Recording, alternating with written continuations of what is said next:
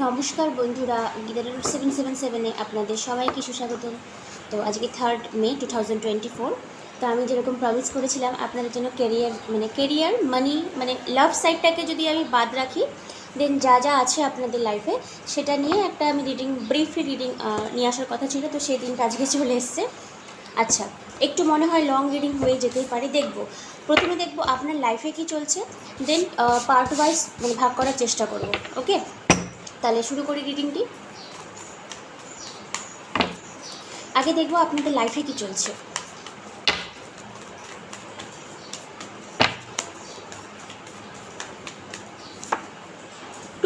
Two of pentacles, মানে যাবো কি যাবো না, করবো কি করবো না, প্রিপারেশন নিব কি নিব না, নিলেও আদৌ কি পাস করতে পারবো, এরকম একটা এনার্জি। যাই হোক, আচ্ছা, 2 অফ কাপস। কেরিয়ার রিডিং করছি কিন্তু লাভের সিম্বল আসছে, হাই প্রিস্টেসের এনার্জি এসছে, আর দুটো হারমিট, এম্পেরার, 3 4 5 আর একটা মিলি, 6টা কার্ড হয়ে গেল জোড়া জোড়া। 6 অফ পেন্টিকলস। ঠিক আছে, তো দেখুন আপনাদের লাইফে কেরিয়ার রিডিংই হচ্ছে এটা। কেরিয়ার মানে যেটা আমি বললাম, লাভ পোর্শনটাকে একটু স্কিপ করি কারণ ওটার জন্য আলাদা ভিডিও আসবে। দেখুন, 2 অফ পেন্টিকলস এসেছিলো আর টু অফ কাপসের এনার্জি, 2 + 2, ঠিক আছে, মানে 4।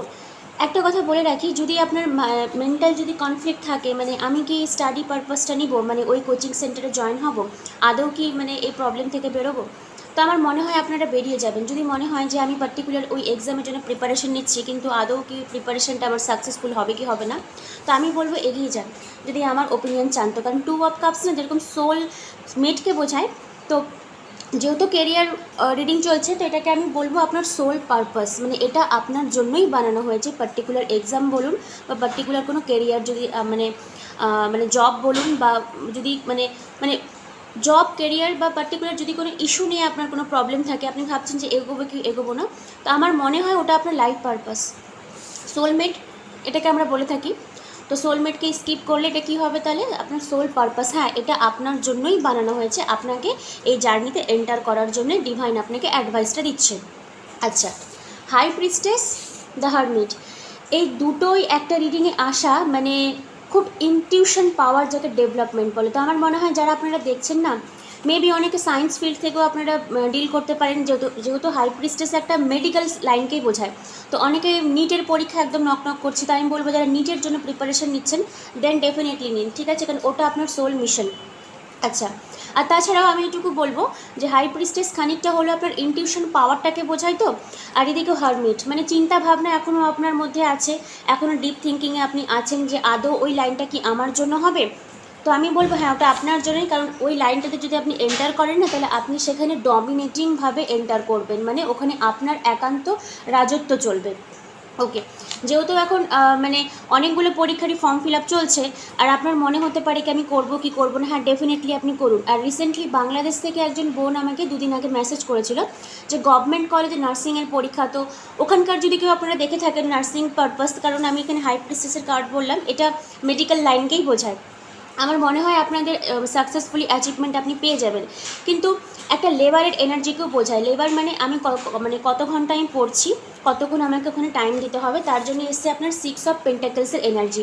এটা অল অ্যাবাউট ব্যালেন্সিংয়ের এনার্জি। হয়তো আপনার একটা দ্বিধাবোধ ছিল, কারণ প্রথমেই এসছে 2 অফ পেন্টাকলস। হয়তো আপনি এরকম ভেবেছিলেন যে আমি লেবারটা দিব, যদি না হয় না হয়, একদম আমার মনে হয় শেষ মোমেন্ট এসে আপনার মনে হয়েছে যে না, হয়তো ওই লাইনটাতে আমার অ্যাচিভমেন্ট আছে, বা ওটাই হয়তো আমার সোল পারপাস। তো ঠিক আছে, একটু লেটে হলেও আপনি বুঝে গেছেন। তো আমার মনে হয় ওই জায়গায়, মানে যে জায়গার জন্য আপনি রিডিংটা দেখছেন, যে ওই এক্সামটাকে আমি কোয়ালিফাই করতে পারবো।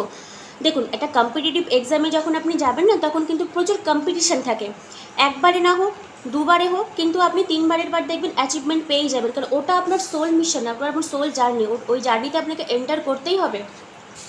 এম্পেরার এসছে, যদি এই ফার্স্ট অ্যাটেম্পটে যদি আপনি না পান, দেন আমি বলবো আপনি 2বার ট্রাই করুন। 3বারের বার ডেফিনেটলি কিন্তু আপনি সাকসেসফুলি অ্যাচিভমেন্ট পেয়ে যাবেন, বিশেষ করে যারা মেডিকেল লাইনে যান বা কোনো কম্পিটিটিভ এক্সামে, ইউপিএসসি যেটা আমাদের ইন্ডিয়ান সার্ভিসে সব থেকে বড়ো লেভেলের এক্সাম, ঠিক আছে। ওই জায়গায় আপনি রাজ করবেন, মানে নিজের একটা রাজত্ব হবে, ডমিনেটিং এনার্জিতে আপনি এন্টার করবেন। কিন্তু আপনার একটা ফিয়ারফুল মনোভাব রয়েছে, হয়তো আপনি হারমিট মোডে রয়েছেন, মানে ঠিক মতো মানে আপনাকে কেউ বলে না যে একজন ব্যক্তির পরামর্শ নিব, ওই পরামর্শদাতাটা হয়তো আপনার লাইফে কেউ নেই, বা আপনি ঠিকমতো কাউকে বিশ্বাসই করতে পারছেন না যে আদৌ কি হবে কি হবে না। তো আমার মনে হয় দেখুন 2 অফ কাপস আমি যেটা বললাম, এটা সোল পারপাস আপনি এন্টার করতে পারেন, তবে নিরাশা হবেন না। একবারে যদি না হয় আপনি সেকেন্ড টাইম দিবেন। কেন বলছি বলুন তো, আপনি যে কোনো কম্পিটিটিভ এক্সামে যাবেন, আপনাকে যেরকম হার্ডওয়ার্ক করতে হবে, তেমনি কিন্তু আপনাকে একটা মাইন্ডসেটও নিয়ে রাখতে হবে যে না, একবারে না হলেও দুবার আমার হবে, কারণ 2 অফ পেন্টাকলসের এনার্জি এসছে। তো আমি বলছি যদি একবারে না হয় সেকেন্ড টাইম আপনি দিবেন, সেখানে কিন্তু আপনি কোয়ালিফাই করে যাবেন। আচ্ছা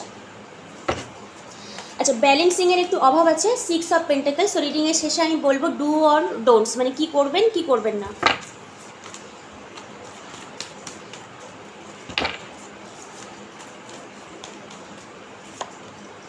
night of cups, wheel of Fortune. চলে যান, যদি কোনো মানে মেন্টালি যদি আপনার থাকে না যে মানে মানে মাথার মধ্যে যদি ঘুরে যে ওই চাকরির পরীক্ষা কি এন্টার করব, ওই কলেজটা কি আমার জন্য ভালো হবে, ওই কোচিং সেন্টারে কি আমি যাবো, হ্যাঁ ডেফিনেটলি আপনি যান। প্রথমে না হলেও সেকেন্ড ধাপে কিন্তু আপনি মানে উত্তীর্ণ হয়েই যাবেন, এটুকু আমার ভাইব্রেশন দেখে মনে হচ্ছে। নাইট অফ সোর্স, হ্যাঁ অবশ্যই আপনি অ্যাকশনটা নিন, আর দেরি করবেন না যদি আপনার মনে হয় যে আমি ওখানে যাব কি যাব না, কারণ ওই জায়গা থেকে আপনি ইমোশনালি না মানে উইশ ফুলফিলমেন্টটা পাবেন। কিন্তু প্রবলেম যেটা আপনার মাইন্ডসেটে রয়েছে, 2 অফ পেন্টাকলস প্রথমে রিডিং এসেছিলো, তারপরে দেখুন দুটো নাইট, তো আপনার মধ্যে এখনও দ্বিধাবোধ আছে। ওটা আপনার ডিজায়ারনেস, কাপস যেখানে থাকবে না, সেটা আপনি চোখ বন্ধ করে ভাববেন যেটা আপনার ইমোশনালের একটা জায়গা, সেটা লাভ হোক, কেরিয়ার হোক, জব হোক, আর অন্য কোনো পারপাসই হোক। কিন্তু নাইট যেহেতু এনার্জি এসছে, নাইট হচ্ছে গিয়ে মানে স্টেবল এনার্জির একটু অভাব আছে। তো ওই স্টেবিলিটিটা আপনার চলে আসবে, কারণ আপনার এনার্জিতে এসছে এম্পেরর। আমি তো বলছি ওই জায়গায় আপনি রাজ করবেন, দেখবেন। কিন্তু আপনার মেন্টাল সেট আপ হতে একটু টাইম লাগতে পারে। 6 অফ পেন্টাকলস ব্যালেন্সিংয়ের এখনও অভাব রয়েছে, তা আমি বলে দিব আপনাকে কি করতে হবে কি করতে হবে না। আচ্ছা, আর একটা কার্ড নেই, তারপরে আমি যাব অরাকল ডেকগুলোতে, ওখান থেকে গাইডলাইন আমি তুলে দেবো।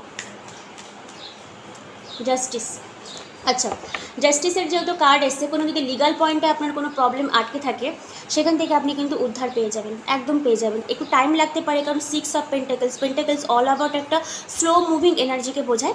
তো সেখান থেকে আপনি আউটকাম পেয়েই যাবেন, এটুকু আমার মনে হচ্ছে। আচ্ছা, এবারে আমি যদি এঞ্জেলের কাছ থেকে একটা গাইডলাইন তুলি যে আপনাদের কেরিয়ারের ব্যাপারে যে পারপাসটা আপনি চুজ করেছেন, এঞ্জেল এই মুহূর্তে দাঁড়িয়ে আপনাকে কি বলছে।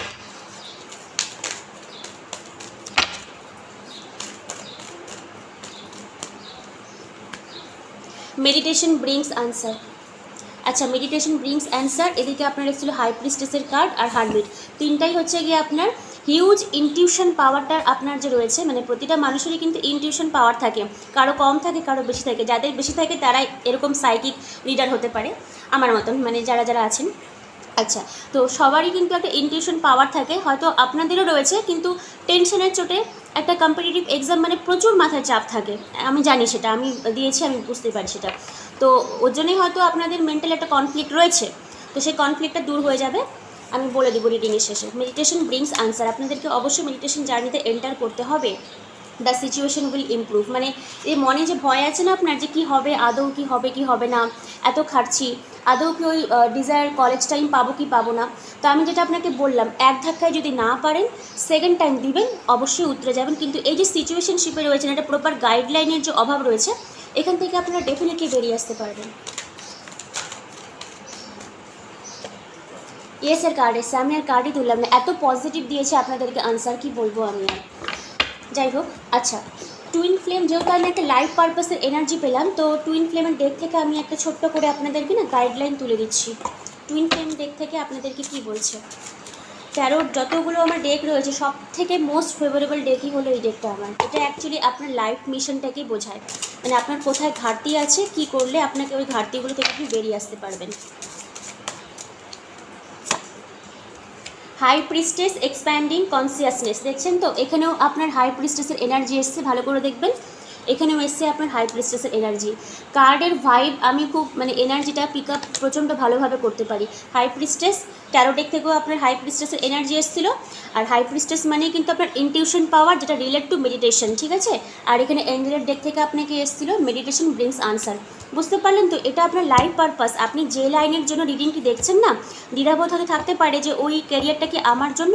হ্যাঁ, ওটা আপনার জন্যই আমার মনে হচ্ছে, কারণ 2 অফ কাপস জেনারেলি আসে না। ওকে, এটাকে যদি আমি বললাম সুইচ করি অ্যাজ এ ক্যারিয়ার রিডিং হিসেবে, ওটা আপনার লাইফ পারপাস। আর এখান থেকে আপনাকে বলেই দিয়েছে হাই প্রিস্টেস। আচ্ছা, এবার ছোট্ট একটা গাইডলাইন আমি দিয়ে দিই। আমি ভেবেছিলাম 5-6 মিনিট রিডিং করবো, কিন্তু মানে কার্ডের ভাইব এত ভালো আসলো, ডিকটেশন না করলে তো হয় না। তো একটা ছোট্ট গাইডলাইন বলছি, ডু এবং ডোন্টস, মানে কী করবেন কী করবেন না। আমি যখন যখন আমার লাইফে কম্পিটিটিভ এক্সাম মানে এসেছিলো, আমিও তো ওই জার্নি পাস করে এসেছি।